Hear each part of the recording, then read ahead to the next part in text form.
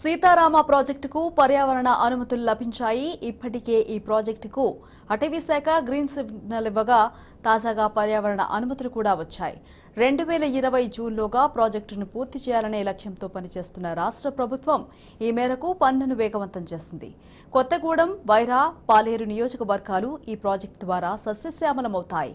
3 లక్షల ఎకరాలకు సాగునీరు అందించేందుకు 11,400 కోట్ల రూపాయలతో ఈ ప్రాజెక్టును చేపడుతున్నారు.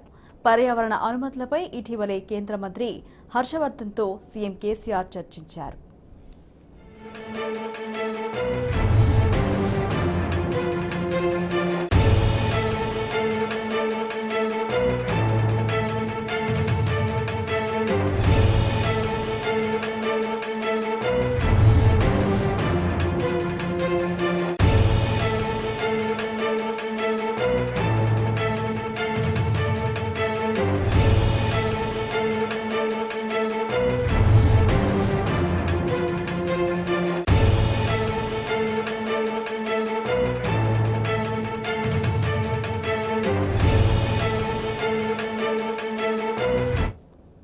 సీతారామ ప్రాజెక్టుకు పర్యావరణ అనుమతులు లభించాయి.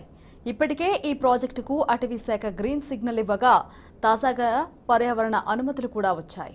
2020 జూన్లోగా ప్రాజెక్టును పూర్తి చేయాలనే లక్ష్యంతో పనిచేస్తున్న రాష్ట్ర ప్రభుత్వం ఈ మేరకు పనులు చేపడుతోంది.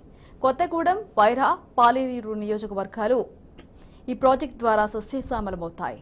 3 లక్షల ఎకరాలకు సాగునీరు అందించేందుకు 11,400 కోట్ల రూపాయలతో ఈ ప్రాజెక్టును చేపడుతున్నారు. పర్యావరణ అనుమతులపై ఇటీవలే కేంద్ర మంత్రి హర్షవర్ధన్తో సీఎం కేసీఆర్ చర్చించారు.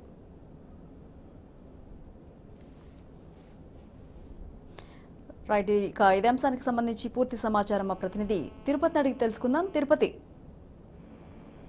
సునీత, తెలంగాణ సాగునీటి ప్రాజెక్టులో మరో ముందడుగు పడింది.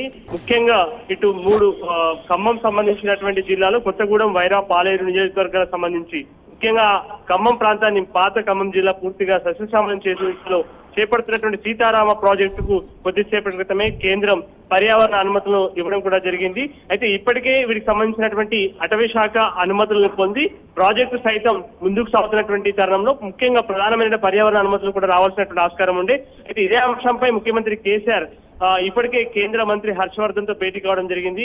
ముఖ్యంగా కాళేశ్వరం ప్రాజెక్టు సంబంధించి పనులు కొనసాగుతుండగానే ప్రధానమైనటువంటి ఈ సీతారామ ప్రాజెక్టు సంబంధించినటువంటి అంశాలపై కూడా ఎప్పటికప్పుడు కూడా చర్చిస్తున్నటువంటి అంశాన్ని మనం పరిగణలోకి తీసుకోవాలి. కీలకంగా మాత్రం 2020 జూన్ వరకు ఈ ప్రాజెక్ట్ ను పూర్తి చేసే దిశలో ముఖ్యమంత్రి కేసీఆర్ సంకల్పాన్ని తీసుకొని ముందుకు సాగుతున్నారు. ఇప్పటికీ వీటికి సంబంధించినటువంటి పనులు కూడా ప్రారంభమై ముందుకు సాగుతున్నటువంటి పరిస్థితి కూడా ఉంది. కొత్తగూడెం, వైరా, పాలేరు నియోజకవర్గాలను నీరందించడంతో పాటు అతి కీలకమైన దాదాపు 3 లక్షల ఎకరాల ఆయకట్టుకు నీరందించే దిశలో మాత్రం ఈ ప్రాజెక్టు రూపకల్పన చేయడం జరిగింది. దాదాపు 11,400 కోట్ల రూపాయలతో ఈ ప్రాజెక్టు నిర్మాణం కూడా చేయబోతున్నారు. ప్రధానంగా మాత్రం ఇప్పటి వరకు గత ఏపీ హయాంలో చూసుకుంటే మాత్రం నాగార్జున సాగర్ నిర్మాణం సందర్భంగా ఈ పాలేరు కెనాల్ నిర్మాణం కోసం ఒక పాలేరు బ్యాలెన్స్ రిజర్వాయర్ ను ఏర్పాటు చేయడం జరిగింది. అయితే ఇప్పటికీ కూడా ఏళ్లు గడుస్తున్నప్పటికీ ఈ పాలేరు బ్యాలెన్స్ రిజర్వాయర్ లో ఒక చుక్క నీటి వచ్చినటువంటి పరిస్థితి లేదు. నాగార్జున సాగర్ కుడి కాలువ ద్వారానే ఏపీకి నీటిని తరలిస్తున్నారు. అయితే ఎడమ కాలువకు మాత్రమే ఈ పాలేరు బ్యాలెన్స్ రిజర్వాయర్ ఉంటుంది.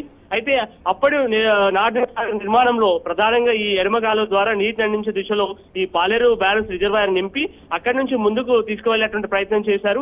కాకపోతే ఇప్పటి వరకు కూడా కుడి కాలువ ద్వారా ఆంధ్రకు నీళ్లు తరిగిపోతున్న నేపథ్యంలో తెలంగాణకు ఒక చుక్క నీరు కూడా అందినటువంటి పరిస్థితి కూడా ఉంది.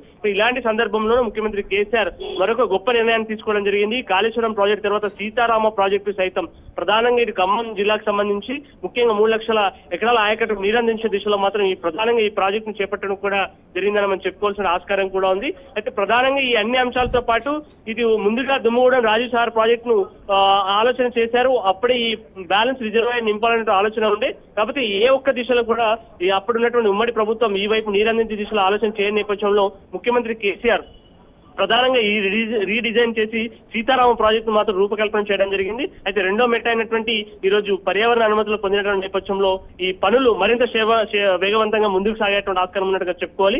ఇక మిగిలిన సిడబ్ల్యూసీ క్లియరెన్స్ రావడమే. దీనికి సంబంధించి ఇప్పటికే అధికారులు పూర్తి స్థాయిలో ఫుట్ వర్క్ చేస్తున్నటువంటి పరిస్థితి కూడా ఉంది. అయితే ఏదేమైనప్పటికీ మరొక కీలకమైనటువంటి ప్రాజెక్టుకు ఈ రోజు అనుమతులు దక్కించుకోవడం అనేది మాత్రం ఒక గొప్ప విషయంగా, ముఖ్యంగా తెలంగాణ సస్యశ్యామలం చేసే దిశలో ఈ ప్రాజెక్టు కూడా కీలకంగా మారబోతుందని చెప్పుకోవాల్సిన ఆస్కారం కూడా ఉంది. Sunitha. Right, thank you Tirupati.